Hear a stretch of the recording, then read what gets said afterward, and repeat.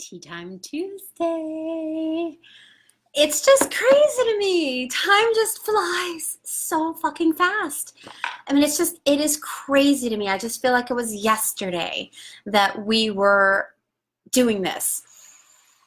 Well, here we are. And first, and I could just like feel the tears welling up right now. I just want to wish my dad a happy birthday. My dad would have been 95 today. 95. And, he died when I was 14.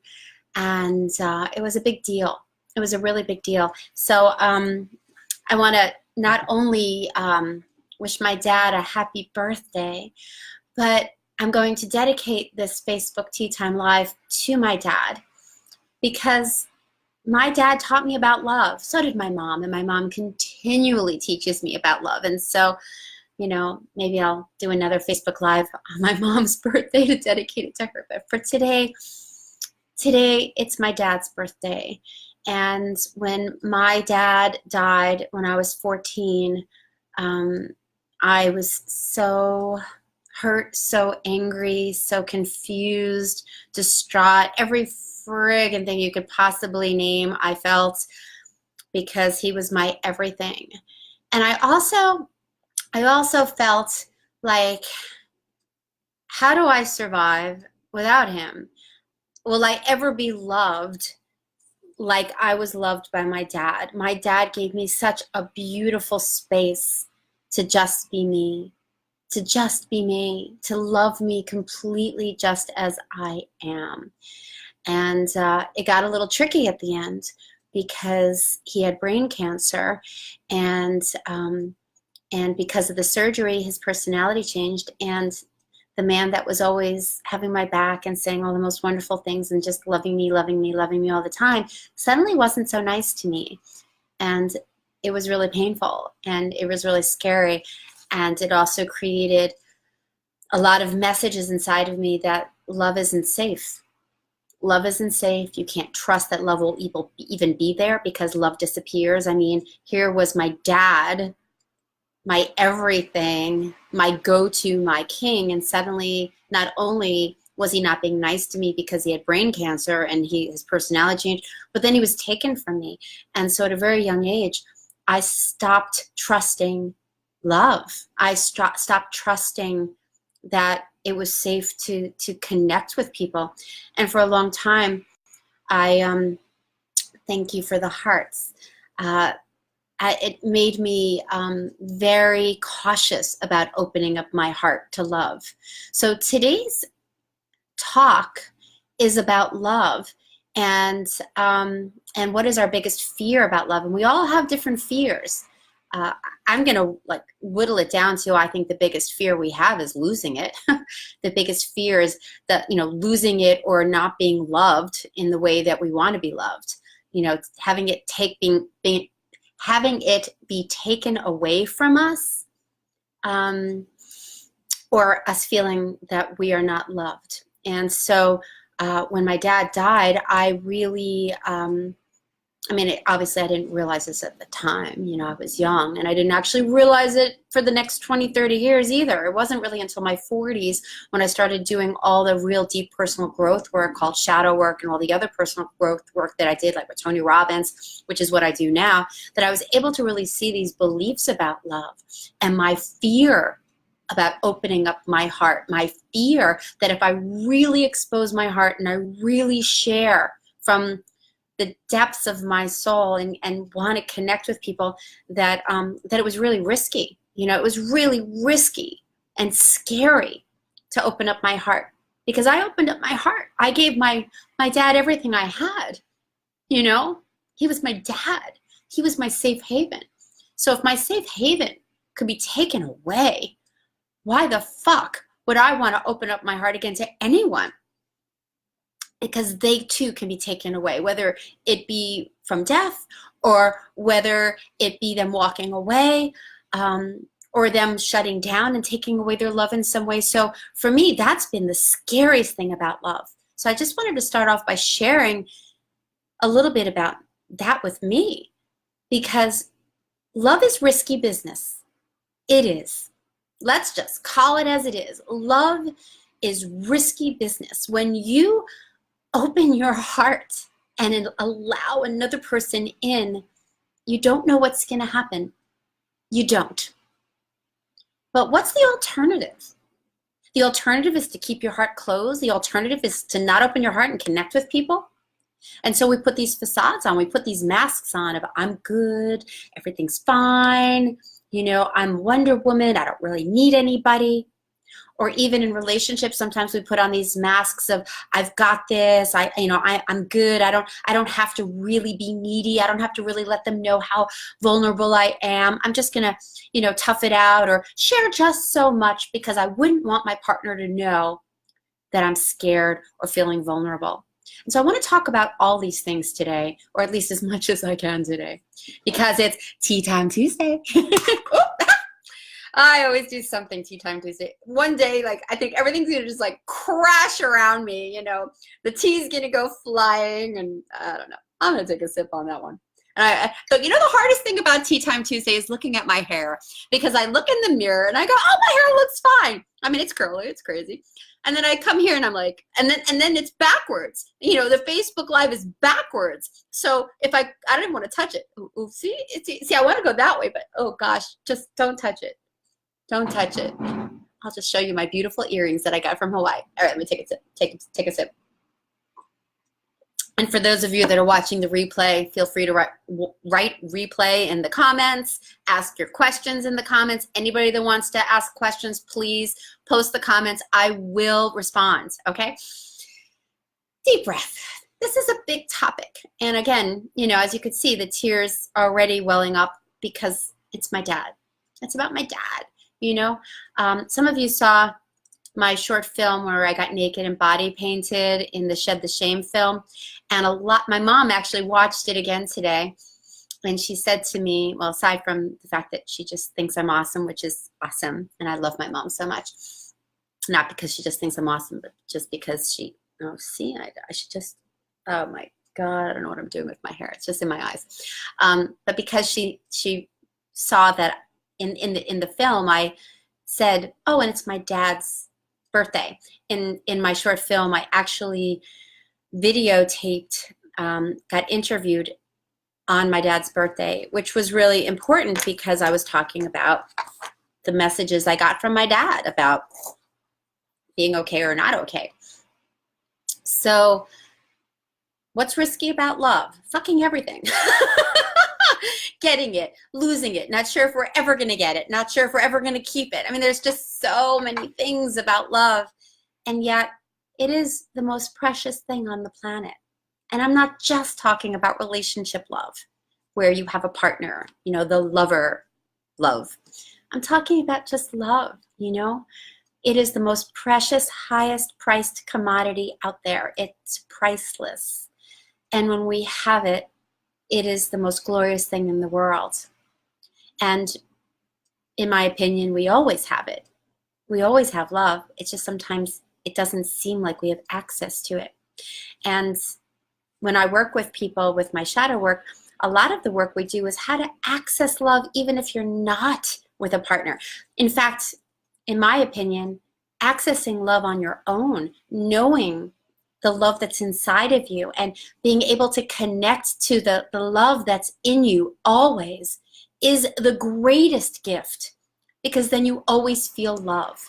And there's ways to feel love always. Like I always say, if I'm feeling a little sad or disconnected, and maybe I'm having a challenging time connecting to the love for myself or just feeling love, the first thing I'll do is I'll go look at that face of my beautiful dog, and I take his face and I look at it and I go, oh, I love you so much.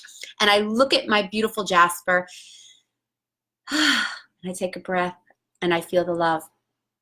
And so there are places in your life you could always access love, whether it's nature. Here, here's an example. Hold on. Let me pray I don't spill this.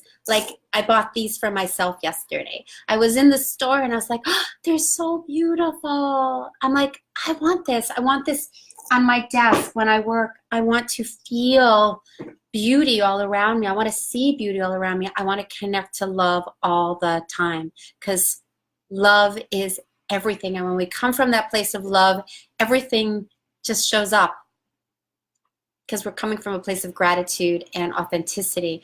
And when we're in a place, oh my God, my hair is driving me fucking nuts right now.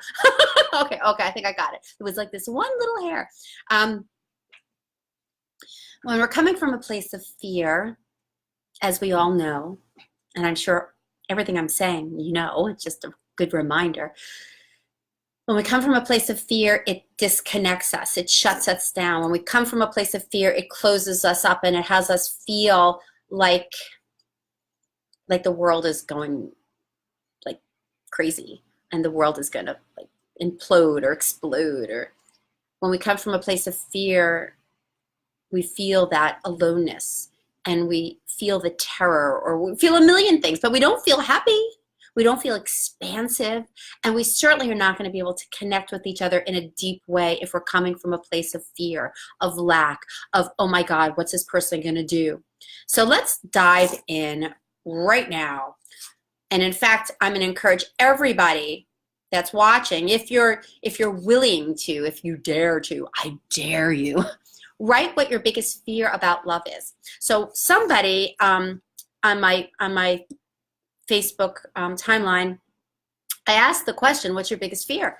And she said that the person that she's dating is grooming her, that they might be a psychopath, that actually somebody that was in her life, I think it was her husband, you know, he was so great to her, supporting her, loving her, being there for her. And as soon as she said, I do, he became a nightmare. He became somebody that she said was a gaslighter.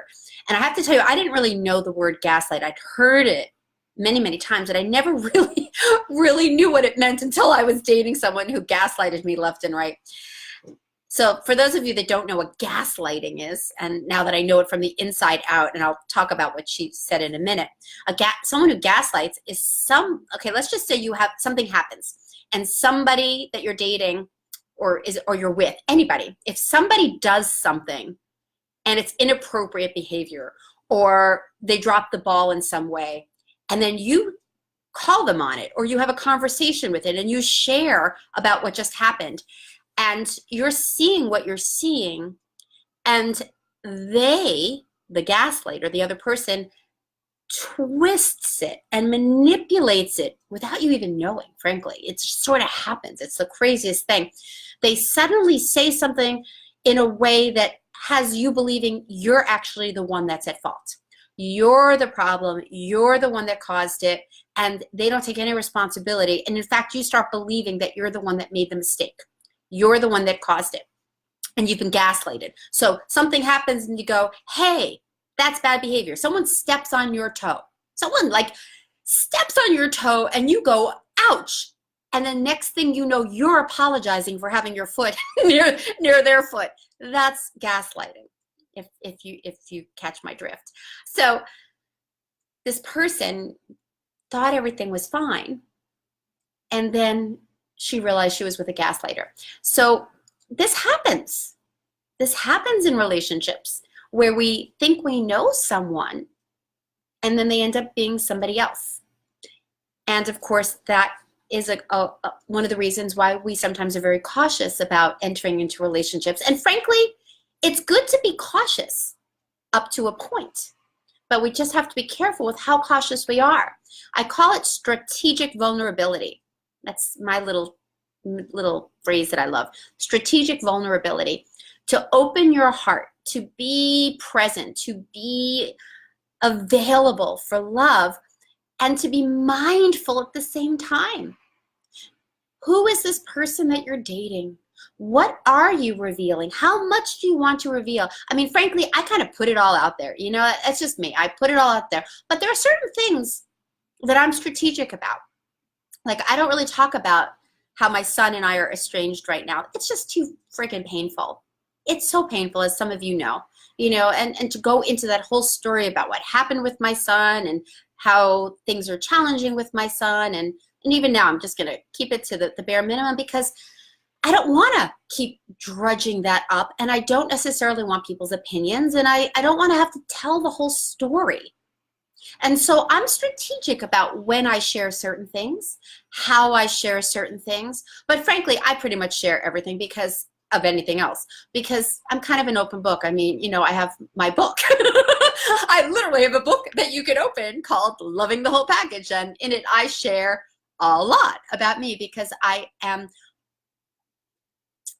about vulnerability. If there's anything I put the stake in the ground for, is being authentic and sharing completely from my heart to the best of my ability to be as authentic as I can be, because I truly, truly believe the more authentic we are, you and me. I don't know if that's good English. I'm thinking my mother's going, no, it's I. Whatever. When you're really fully you and you can really be authentic, that brings you closer to people. That connects you more deeply. Now, that doesn't mean you just expose everything about you right away. You need to be conscious. You need to be mindful, because there is risk and you don't know each other. And frankly, it takes a long time to get to know someone. It really does.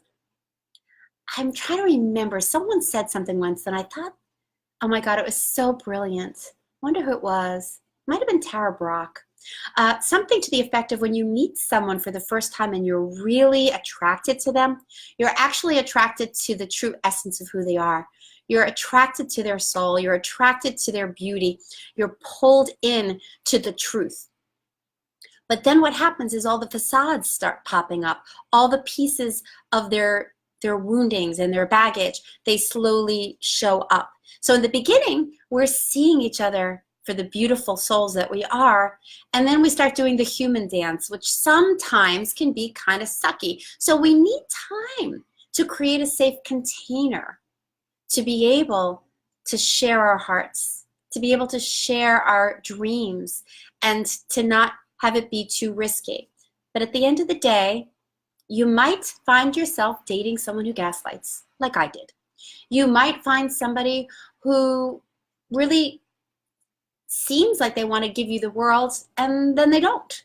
I mean, there's so many things that happen in relationship, whether you're in partnered now or not. And so there's a lot to be scared about, but if you stay in the fear, you're never going to experience love.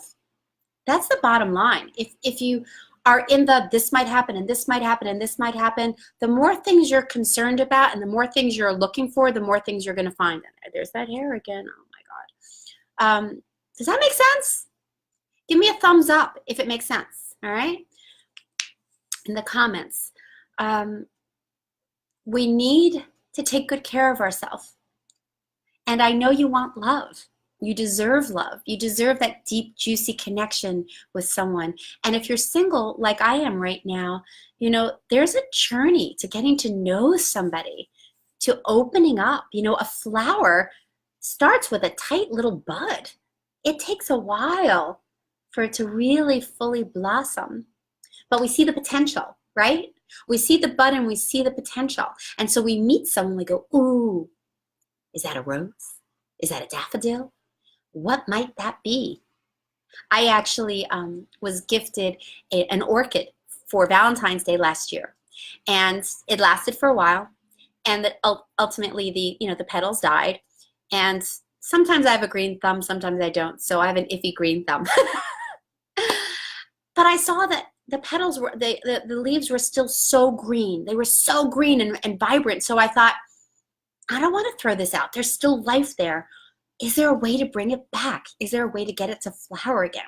So I saw the potential. And for the next year, full year, I followed the instructions, which is a strange thing with orchids, 3 ice cubes every week. And I did it. And the stalks started growing.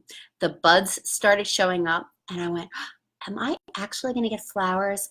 And I should have brought that up here. That's downstairs.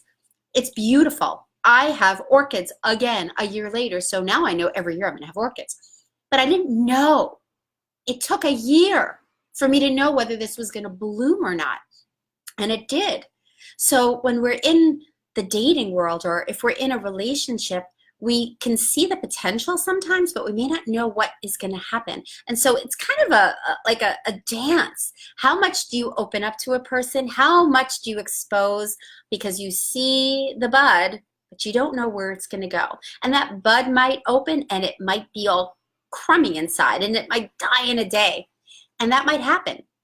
You know, that like the person that wrote, "Are they grooming me?" That was her language. You know, maybe, you know, there are players out in the world. There are. There are people that are kind of messed up. They're wounded. They've had challenges and they don't know how to do relationships well. And that's where you have to have good radar, you know, have that radar on to be mindful. But if you close your heart and you're too scared to open up your heart, what are you missing out on? So I encourage you to really ask yourself, what are you scared of? I just want to see if anybody else has commented. I'm so thrilled to have everybody here. Lovely to see everybody here. Thank you for all your comments about that's right, love never fails. Absolutely. Thank you, Jamie. Yeah, trust, having the courage to offer unconditional love without attachment. I want to stay there for a second. It does take courage to open up your heart, and it takes courage to give unconditional love. But you know what? Actually, I'm going to kind of take that back. Does it take courage to give unconditionally? You're just giving love. If you give unconditional love, which means without expectation, what's the risk? That they won't give it back? That's not that's conditional. So to be able to come from a place of unconditional love, to really give without expecting back, that's high level love. That's what I call next level love. Next level love, where you give because you want to give. You want to love because you want to love. And at the end of the day, if you are loving fully without conditions, you will feel love. In fact, loving unconditionally is very selfish in a very good way, because when you give love unconditionally, you will feel more love. So you get fed. And as we know, sometimes it's just not the easiest thing to give without getting. And that's something we need to look at, guys. We really need to look at that, because it's in our expectations of what we're getting back is where we get tripped up. Because when we can really truly love without the expectations, that's when things change. That's when we get to just give and give and give and see the other person flourish and receive. And here's the caveat. If you're in a relationship or you're dating and you're giving, giving, giving, and you're not getting anything back, at some point you might say, you know what? I kind of want some love back. I kind of want to have that come in my way too. You don't have to be angry about what you've given, because hopefully you've given from the true self that you are. And you might want something different. There's this guy that I'm kind of playing with on OkCupid right now. And frankly, I've been doing the giving. I've been kind of poking and sending a few little texts, and he responds and we play a little bit. But I'm kind of done. You know, I've been giving and giving, and it's been fun. But it's time for him to step up, because if he doesn't step up, you know, I need someone to step up for me. That's important to me. I don't have any regrets about my shares. I don't have any regrets about giving him my time, because I've wanted to. I've wanted to give to him and connect with him in the ways that we've had, and we've had a fun couple of weeks. But I don't want to just be the giver. I want the dance. I want the juicy love dance. So we also need to know what we want. So give unconditionally. Give from the depths of your heart without expectation, and you will be a winner. And if you don't get back what you are wanting, then you have to look at that and go, well, maybe this person isn't the right one, and move on. Let me see what else is here. All right, anybody else have any fears about love? I mean, at the end of the day, we all have the same fears, guys. Being left, being judged, being unloved, being left alone. We all got the same ones, you know? And kind of swinging back to how I started this Facebook Live today. When I lost my dad at age 14, my heart shut down. It was so risky to ever consider opening my heart up again. And of course I did. I had beautiful relationships throughout my life. But how much I opened up my heart, I was I was cautious. And how I worked my relationships, notice the word worked. I was careful. I was cautious. I wasn't relaxed. And I still have work to do because, guys, I'm still a human being and I still get scared of being left. Still get scared about being abandoned. I still get scared about being judged, and being out in the dating world at this age. It's a very interesting experience, especially with the texting and the online dating. People just disappear left and right because they can. They can. I don't know where they are. I'm never going to see them, most likely. So, hey, send a text, go on to the next girl. Of course, they're missing out on me. And that's where good self-esteem comes in because I don't take it personally. I'm just like, all right, wasn't meant to be. I'll move on too. And it can also be painful. Risking love can be painful because people may not raise their hand for you. And maybe you're putting yourself out there and maybe they don't call you back. It's risky business, opening up our hearts. But after doing all the work I did around my dad's death and the anger I had that he left me, I mean, he had fucking cancer, but I was angry that he left me. There was a part of me that thought if he loved me enough, he would have stayed. There was a part of me that believed that if he really loved me enough, that he would have tried harder to live. Crazy. The man was suffering and he had brain cancer and he was hardly functioning. But in my 14-year-old mind, I thought, if he really loved me enough, wouldn't he have tried harder? And then there were thoughts also that maybe I wasn't a good enough daughter. Like maybe I could have been a better daughter and then maybe he would have tried harder. These were the things that were happening inside of me at such a young age. And I brought that into adulthood. And that's what happens. We bring this into our adulthood. And then we play out these scenarios because of these beliefs we have. And I believed after my dad died that love was too risky. So I better be careful. Love can be taken away. And at the end of the day, that's true. But what I also learned was what love was about with my dad. I learned how to receive unconditional love. I learned from my dad what love really meant. And so it opened up my heart even more. I had this thought just now of the Grinch that stole Christmas, his tiny little heart. And he wanted to steal everybody's presents, ha ha ha ha. And then, of course, the more he connected with the people, or whatever they are, they're not people, oh gosh, I remember the name of the characters. It's okay, I think you'll forgive me. And there's my friggin' hair again, oh my God. I wish I could remember the name of them, they're so funny.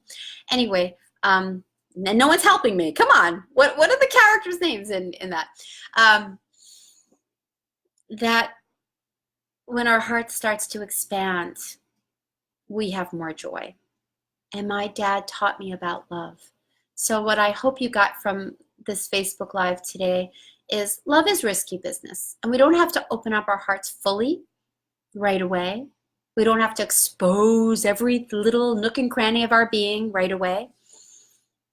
But if you don't share your heart, and if you're not vulnerable, and you don't let people in, you will never have the deep connection that you desire. Because I know you desire love. I know you desire deep connection. And you deserve it. And there's strategic vulnerability. How much do you open? When do you open? And is this person deserving of your open heart? So I wish for you a magnificent Valentine's Day, whether you're partnered or dating or by yourself. I have no idea what I'm doing this Valentine's Day, and I'm good with that because I have the most magnificent love right now called Junie Moon, and I am calling in my next greatest, best love, whoever that might be, and I'm in no rush. I just know that all is good. And I'm going to also say to you, there are moments where I don't feel that as well. And I don't want you to think that I'm like, all is good and I'm so connected to myself and I have all this love. At the end of the day, I hurt too. And so on this day that I lost my dad, I also gained the understanding of love and the beauty of it, the riskiness of it. And the more we love, the more we lose, right? The more people we love, the more people we're going to say goodbye to. And that's a tough pill to swallow. And that's the most beautiful pill to swallow as a human being, in my opinion. So if you've gotten value out of this video today, I invite you to share it with someone who might need this message about love, about risking love, about opening up one's heart. And please put comments down below. I'm happy to respond to every single comment. If you haven't subscribed to my YouTube channel, Coach Junie Moon, please do. And I also just want to let you know that something really exciting is happening. I'm going to be doing my Love Again 3-day masterclass. It's a live masterclass. It's for the women only. Sorry, guys. I will do something for you guys soon. But it's my 3-day masterclass, and that's a Facebook Live masterclass, March 4th, 5th, and 6th. I don't have the nitty-gritty details yet, like all the promos and the events, so pencil it in. It'll be at 7 o'clock at night, and that's Eastern Standard Time. And that's it for today. May your month of love, especially your Valentine's Day, be filled with beauty and gentleness and deep connection to yourself and to everybody that's around you. Much love to you. Mwah.